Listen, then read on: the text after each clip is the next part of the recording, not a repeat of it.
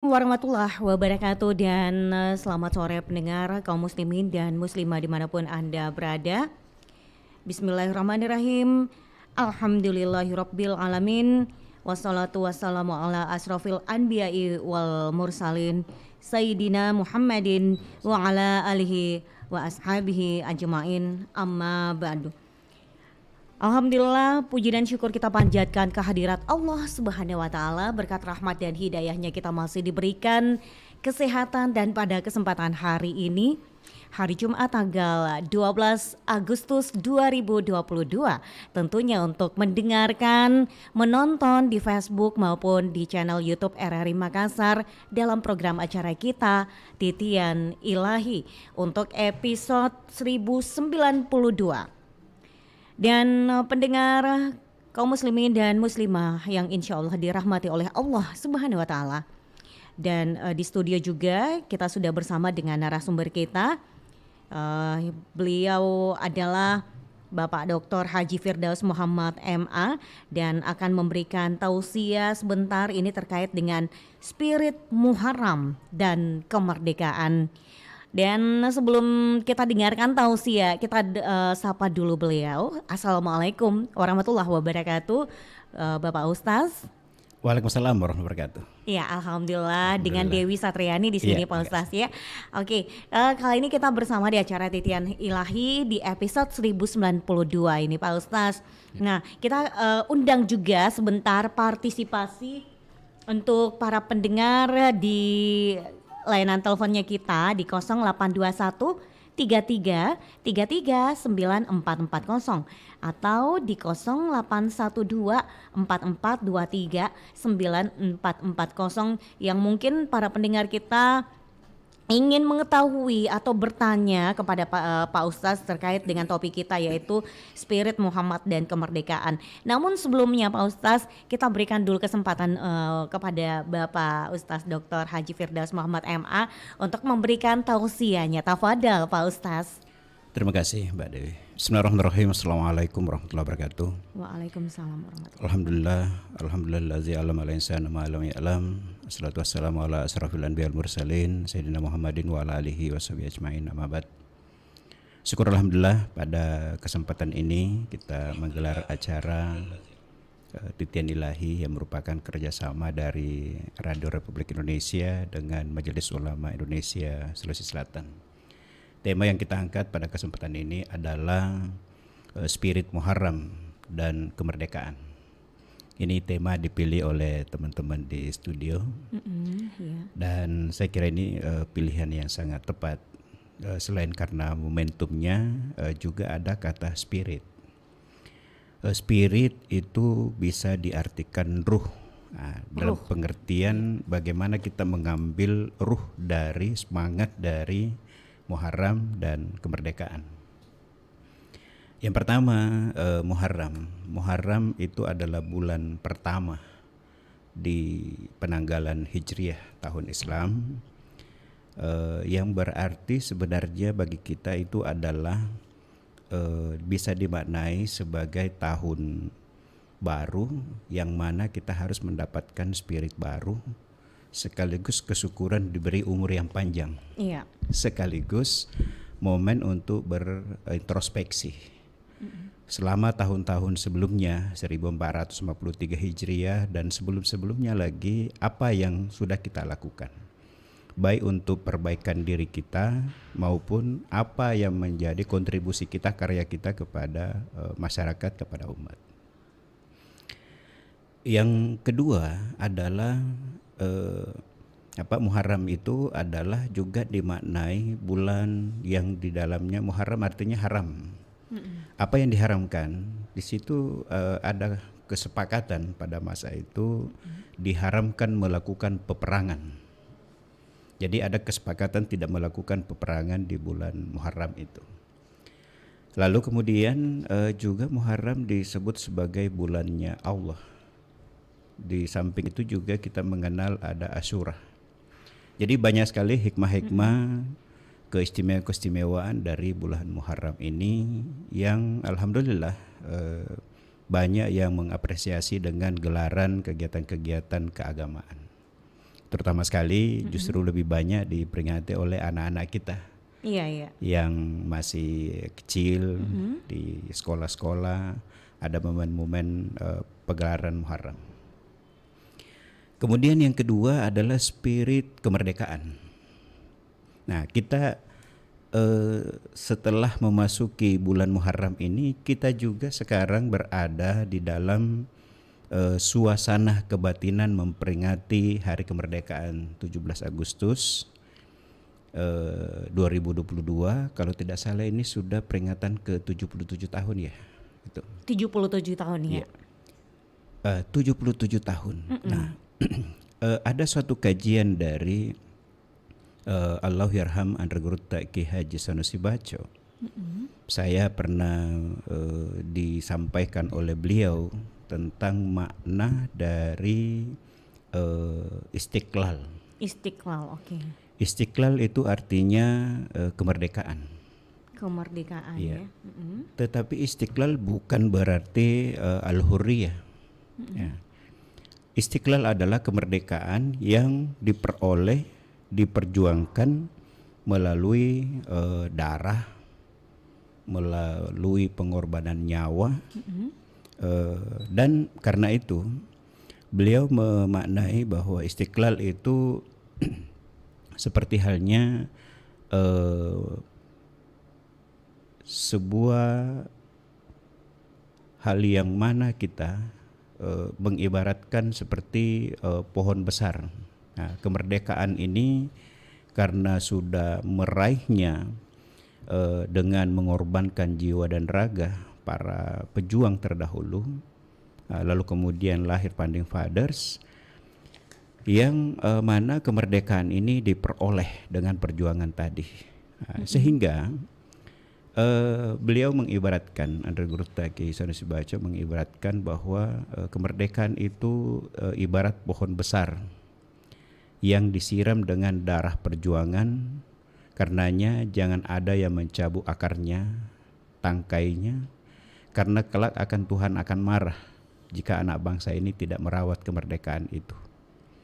Siramlah pohon istiqlal itu dengan kebersamaan. Jangan sampai kemerdekaan kering karena perselisihan konflik, kekuasaan, dan berbuah kekerasan.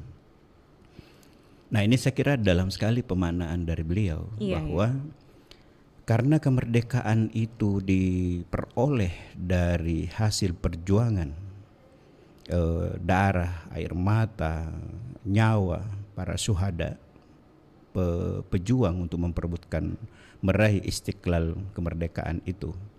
Bukan al-hurriyah, bukan kebebasan yang diberikan, tetapi ini direbut, diperjuangkan. Nah, karenanya ini diibaratkan sebagai pohon, itu harus disiram, harus dirawat.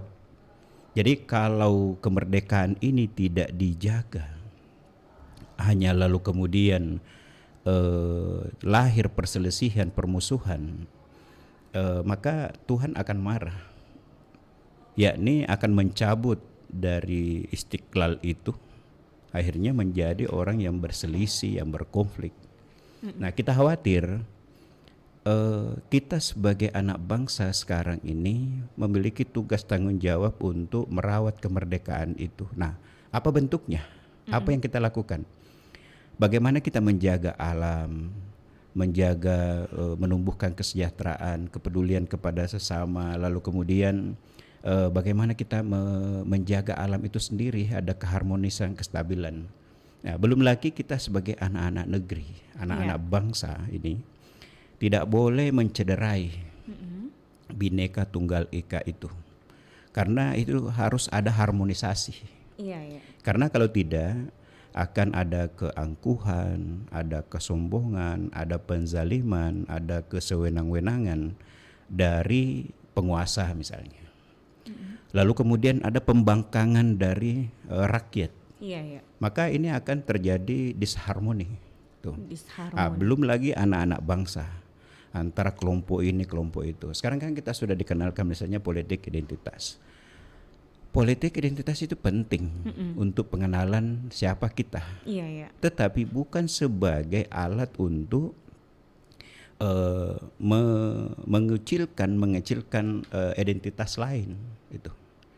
Jadi kita harus mengenal siapa diri Anda, tetapi bukan kemudian setelah dengan keegoan, keangkuhan dengan identitasnya itu, lalu kemudian mencemooh kelompok-kelompok lain, tetapi justru bagaimana dia mengenal dirinya, lalu kemudian beradaptasi. Karena kita ini beragam. Kapan kita berpikir untuk menyeragamkan, tidak akan mungkin. Itu kita akan melawan sunnatullah. Karenanya modal yang utama adalah menjaga harmonisasi. Itulah cara kita merawat kemerdekaan itu. Karena kalau tidak akan terjadi konflik, perselisihan. Nah, kita berkaca dari negara-negara lain. Ada perang saudara. Iya, betul. Ada karena keegoan pemimpinnya, lalu kemudian diplomasi dengan negara-negara lain, membangun kekuatan-kekuatan lain, akhirnya malah diperangi, lalu kemudian hancur. Gitu.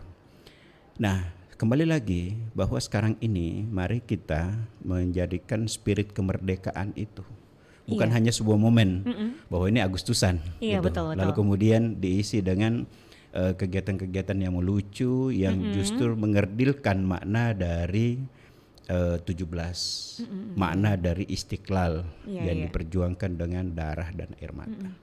Jadi kemerdekaan bukan hanya masa lalu gitu, bukan 70 tahun yang lalu gitu. Iya. Tetapi kemerdekaan itu hari ini, apa yang kita isi, kita lakukan. Seringkali kita melihat masyarakat itu seakan-akan urusan negara ini urusannya pemerintah.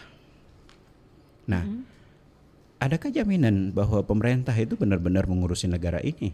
Itu misalnya. Iya. Apakah dia punya paradigma, visi untuk bagaimana membangun negara bangsa ini? Belum tentu. Iya. Artinya mungkin dia mau tapi dia tidak paham, ya kan? Jadi tiba-tiba saja orang yang dengan finansialnya, modalnya, ketokohannya di daerahnya, lalu kemudian dia terpilih, jadilah dia penguasa. Tetapi ketika dia berkuasa lalu kemudian mengeksploitasi alam, gitu kan, dia korupsi, itu sangat mencederai kemerdekaan. Jangan-jangan orang ini tidak mengerti visi kebangsaan itu. Iya. Nah, jadi jangan menyerahkan sepenuhnya urusan negara bangsa ini kepada elit-elit politik.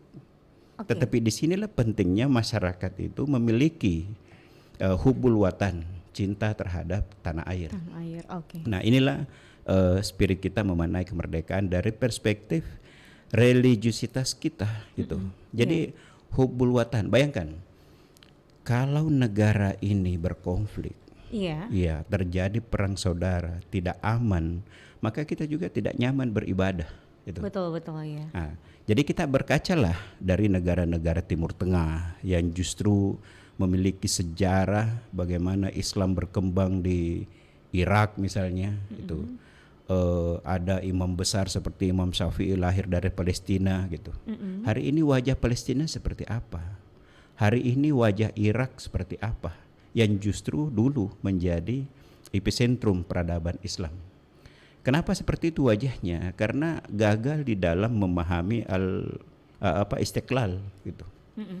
Dia tidak memahami bagaimana kemudian negara itu harus aman, nyaman, agar dinamika masyarakatnya hidup dengan bersama-sama memiliki sense belonging, rasa memiliki terhadap negara bangsanya. Iya, saya rakyat, tetapi saya punya kepedulian sebagai rakyat untuk membangun negara bangsa ini. Iya. Saya elit politik, tapi sebagai elit politik yang memiliki kesadaran dengan power kewenangan yang saya miliki, saya akan memperbaiki negara bangsa ini. Nah, kalau antara elit politik, penguasa, lalu kemudian masyarakat itu bersinergi, saya kira hasilnya akan melahirkan harmonisasi, kedamaian, kesejahteraan, keadilan, persaudaraan gitu. Nah, kalau itu tidak tercapai, tidak terjadi seperti ini setelah 77 tahun meraih Istiqlal itu, maka mungkin kita gagal di dalam merawat kemerdekaan. Kita tidak siram dengan persaudaraan, dengan kedamaian, kita tidak merawatnya dengan menghargai keragaman kita. Ini sebagai modalitas sosial kita bermasyarakat.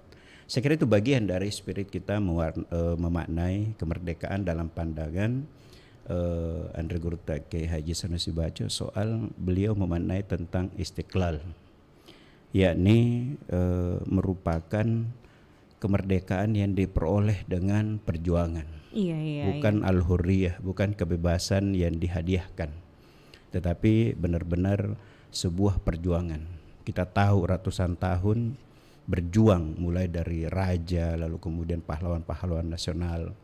Maka tugas tanggung jawab kita adalah yang hari ini apa yang kita perbuat untuk negara bangsa. Jangan-jangan kita justru mereduksi kemerdekaan itu. Betul. Iya, kasih. Oke, baik. Terima kasih Bapak Ustaz Dr. Haji Firdaus Muhammad MA dengan tausiahnya ini terkait spirit Muhammad dan kemerdekaan. Muharram, maaf. Iya. Spirit Muharram dan kemerdekaan.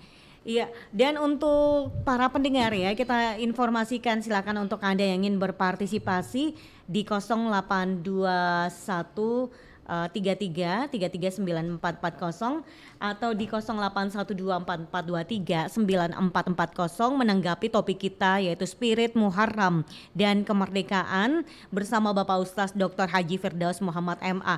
Dan kita informasikan juga bahwa acara Titian Ilahi ini kerjasama RRI dan Majelis Ulama Indonesia Provinsi Sulawesi Selatan pastinya ya Bapak ya. Oke, dan sekali lagi kita masih terima telepon ya, silakan untuk Anda menanggapi atau ingin bertanya sesuai dengan topik kita Spirit Muhammad dan Kemerdekaan. Jadi ini terkait dengan kemerdekaan dan bulan Muharram. Iya, Pak Ustaz, kira-kira kalau ada yang bertanya ya, ini sebenarnya apa hubungannya bulan Muharram dengan kemerdekaan? Iya, bisa dijelaskan seperti apa Pak Ustaz? Ya, Muharram sebagai bulan awal dalam hitungan tahun baru Islam, tahun Hijriah. Iya. Itu menumbuhkan spirit kita dengan introspeksi tadi, bahwa apa yang saya sudah lakukan dalam hidup saya. Saya pernah diskusi dengan seorang sahabat saya, namanya Muhari Wahyu Nurba. Saya tergelitik bahwa sahabatku, waktu kita tidak lama. Gitu. Iya. Kita harus berkarya, itu harus ada yang kita tinggalkan untuk generasi kita. Apa karya kita? Apa yang kita perbuat? Itu saya cerita bahwa sepertinya terlalu banyak waktu kita terbuang ini. Bermedia sosial kadang-kadang kan melahirkan kesialan itu. Kita bermedia sosial tapi kok jadi sial gitu, terlalu banyak energi yang kita buang untuk hanya bercanda, lalu kemudian malah ngebully, lalu ya justru bisa mengarah ke hal-hal negatif. Iya, jadi sebenarnya seakan-akan wilayah privasi tetapi sesungguhnya tidak. Lalu kemudian ruang sosial juga sepertinya kan tidak. Karena ruang sosial kalau kita ketemu itu kita saling menghargai, bercanda sewajarnya. Tapi kalau di media sosial enggak ada batasan. Betul sekali ya. Ini sudah kayak terbuka gitu ya Pak Ustaz. Lalu kemudian kadang-kadang kita ngopi di warung kopi gitu. Apa yang bisa? Jadi saya itu malah di sudut-sudut warung kopi itu biasa melihat sesungguhnya apa yang disibukkan ini orang. Pekerjaannya mungkin hanya dirinya, bagaimana dia mendapatkan ini dan itu, tetapi apa yang dia lakukan itu memberi dampak kepada masyarakat, keluarganya, yang lain. Jadi teman saya tadi itu tiba-tiba menggelitik sekali ketika mengatakan hidup kita ini enggak lama, hidup ini hanya singkat. Ya paling 30 tahun yang produktif, 40 tahun yang produktif gitu. Atau cukuplah 50 tahun yang produktif. Nah, selama 50 tahun apa karyamu? Kamu mau dikenang apa? Apa yang sudah kau berikan itu? Jadi jejak-jejak jejak-jejak dari titian ilahi ini kita menitih menuju Tuhan ini, menuju ilahi ini sebenarnya modal kita itu apa. Nah, ini adalah momen dari Muharram ini, awal Ramadan, awal Muharram ini kita mencoba melakukan introspeksi Iya, iya. bahwa saya sudah berada di tahun yang cantik 1444 Hijriah Masya Allah. bersamaan dengan 2022. Jadi kalau angka itu Oh, cantik. cantik ya Iya. Pak Coba Ustaz ya. itu. Benar-benar. Di status WA saya tuh masih menyandingkan antara 2022 dengan 144. Nah, itu salah satu saya kira dari Muharram. Lalu kemudian sekarang kita beririsan dengan kemerdekaan. Ini bukan hanya sesuatu yang mencocokkan, tapi itu tadi tarikan bahwa di tahun baru ini apa yang sudah saya lakukan dengan mengisi kemerdekaan. Itu mengisi kemerdekaan itu artinya apa kontribusi kita, pemberian kita, persembahan kita sebagai anak-anak bangsa ini terhadap bangsanya sendiri. Iya, iya. Jangan sampai maaf ini kita melakukan tindakan-tindakan yang justru merugikan negara. Iya, betul. Ya banyak sekali kan Nauzubillah. orang-orang yang melakukan kemungkaran, kerusakan itu kan dhaharal fasadu fil ard bi'aidin nas. Iya. Jadi kerusakan di muka bumi ini tuh ulah dari tangan manusia sendiri. Jangan-jangan tangan kita itu ada di situ yang ikut berkontribusi merusak negara bangsa, termasuk di dalamnya tatanan kehidupan. Oke. Iya. Seperti itu. Baik pendengar, kembali kita mengundang ya. Silakan untuk Anda yang ingin berpartisipasi ya, menanggapi atau ingin bertanya dengan terkait dengan topik kita, spirit Muharram atau semangat Muharram dan kemerdekaan. Nah, sekali lagi terkait dengan spirit Muharram ya dan kemerdekaan. Nah, Pak Ustaz, bagaimana sih sebenarnya cara menjaga kemerdekaan ini agar lebih berkah lagi, Pak Ustaz? Tafadhol. Ya, kita harus memaknai dulu itu kemerdekaan. Iya. Jadi tadi harus berangkat dari istiqlal, bukan al-hurriyah. Iya, ya, ini betul. diraih gitu kan. Kan beda tuh kalau kita tiba-tiba dikasih gitu. Kadang-kadang juga melepasnya biasa saja karena cuman dikasih gitu. Iya, iya. Tapi kalau saya memperjuangkannya gitu, mengorbankan sesuatu untuk mendapatkan, Iya. maka itu luar biasa dahsyat gitu. Iya. Sederhana saja. Kalau kita kerja gitu, siang malam kita kerja, lalu kemudian dapat upah dari kerja kita itu, Iya. seperti apa rasanya gitu? Karena itu kita mendapatkannya dengan pengorbanan. Nah, setelah memahami kemerdekaan itu bukan hadiah, tetapi lahir dari pengorbanan. Maka pengorbanan dari leluhur kita, founding fathers termasuk di dalamnya adalah dari situlah kita kemudian mendapatkan, menumbuhkan ya, menghidupkan ruh ya. Iya, iya. Ruh perjuangan dari para founding fathers, apalagi pejuang-pejuang terdahulu. Dan ingat, pejuang-pejuang yang memberi spirit untuk kemerdekaan negara bangsa ini itu kan juga tidak terlepas dari para ulama. Benar. Jadi betapa berutangnya negara ini terhadap para ulama yang menjadi syuhada itu. Iya. Ada Kiai Haji Hasyim Asy'ari misalnya yang menggelorakan tentang revolusi jihad gitu ya. Iya. Nah, jadi akhirnya kemudian para santri bergerak gitu dan akhirnya berhasil gitu. Termasuk misalnya di Surabaya gitu. Nah, ada Bung Tomo itu mendapatkan spirit dari ulama gitu. Nah, lalu karenanya kontribusi ulama itu terhadap kemerdekaan ini luar biasa. Itu harus kita kaji, itu harus mengkajinya itu supaya kita tidak abai. Nanti kita kehilangan siapa sebenarnya yang bertanggung jawab untuk memperbaiki negara bangsa ini. Jawabannya adalah kita itu. Kita elit politik, kita orang media, kita orang akademisi, kita orang MUI. Jadi siapapun kita, ruang yang kita miliki itu harus dimanfaatkan, digunakan untuk berkontribusi terhadap negara bangsa. Jangan sampai kita sekarang kan minggir gitu ya. Iya, iya.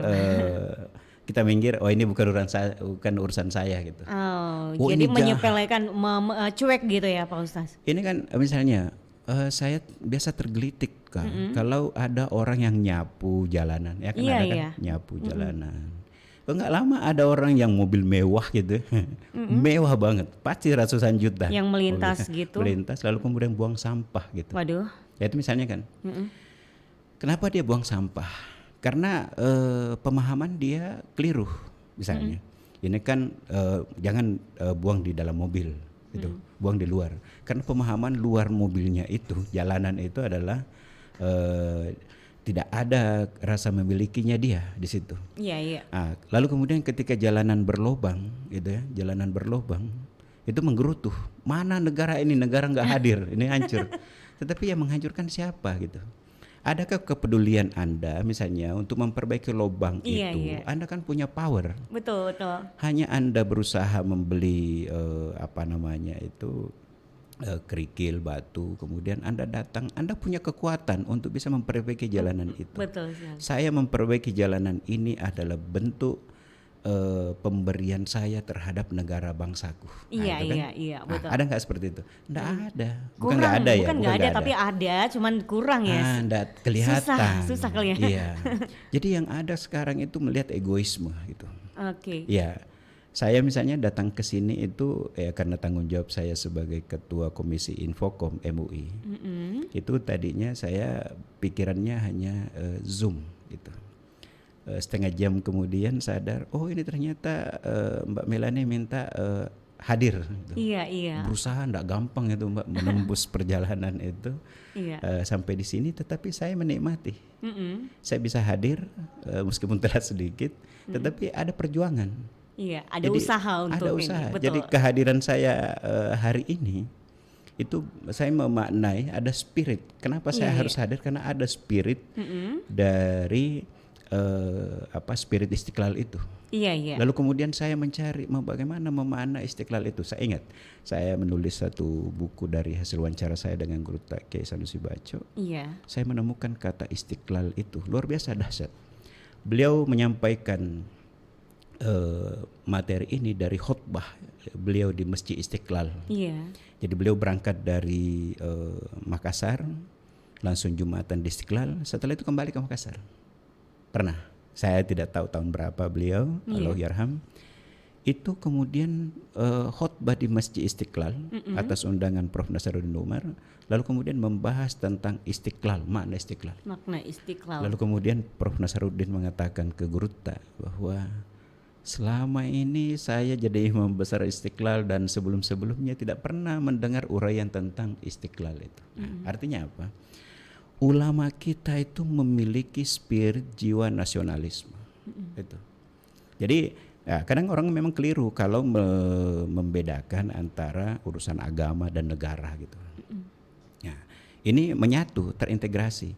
Jadi intinya siapapun kita, apapun profesi kita, kita harus memiliki spirit nasionalisme untuk memaknai kemerdekaan itu dengan spirit nasionalisme kita, bahwa kita harus kita ini bagian dari negara ini dan kita harus dituntut. Negara ini memanggil kita untuk berkontribusi sekecil apapun itu. Betul sekali. Kita harus punya karya.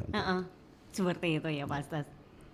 Oke, Pak Ustaz, mungkin ini nih ada juga ini yang berkata bahwa ini kan setelah merdeka gitu ya Pak Ustaz.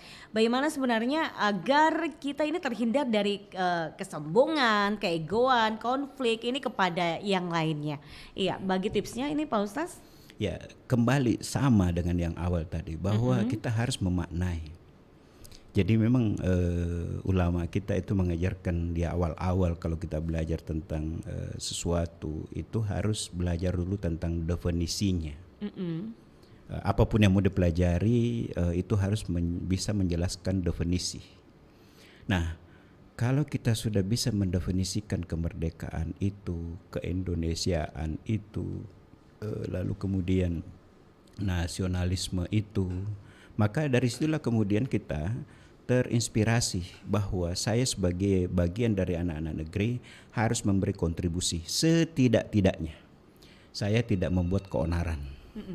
Saya tidak menjadi provokator. Iya, iya. Saya tidak meledakkan bom yang merenggut nyawa saudara saya, karena nilai satu manusia dengan manusia keseluruhannya sama. Iya, iya, iya. Itu harus ada keterpanggilan seperti itu. Jangan kemudian karena kita frustasi hanya habis waktu kita mengolok-olok pemerintah, lalu Iya, kemudian iya. Anda bikin apa gitu. Iya, iya, iya. Gitu. Seperti saya Hasilnya katakan, nol gitu ya, Pak jadi Ustaz. ternyata habis waktunya hanya mengkritisi, Iya. menyalahkan, menggerutu. Waktunya terbuang begitu Iya, saja terbuang. ya Pak Ustaz. Jadi sampai akhir hayat, kalau di total ini orang berbuat apa gitu. Hanya ngurusi dirinya, ngurus dirinya saja juga nggak beres gitu. Iya, iya. Ngurus negara nggak ada kontribusinya terhadap negara. Cumannya ada kritikan Iya. terus ya. Jadi saya tuh menggelitik misalnya ketika saya nih bersama Bupati Pangkep Iya. minggu lalu saya launching kegiatan dakwah bahari, ini kerjasama Fakultas Dakwah dan Komunikasi UIN dengan Bupati Pangkep. Tiba-tiba Pak Bupati itu di Pulau Salemo ini, tiba-tiba di tengah kerumunan, tiba-tiba Pak Bupati ini, Pak Yusran ini, lalu kemudian Pak Desa, belum ada bendera saya lihat ini.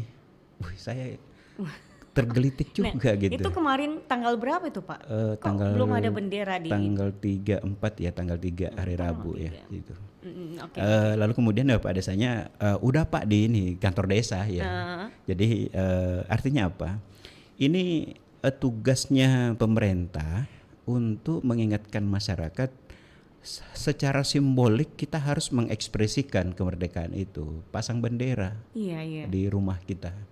Nah, sekarang banyak kan yang jual-jual bendera di pinggir Di pinggir jalan. jalan. Ada nggak iya. kepanggilan untuk membelinya? Iya, betul, betul. Harganya ke berapa? 10.000, Betul. nggak sampai 50.000 atau 100.000 Iya, iya. untuk makna merah putih gitu, Betul. memaknai merah dan Memaknai. putih gitu.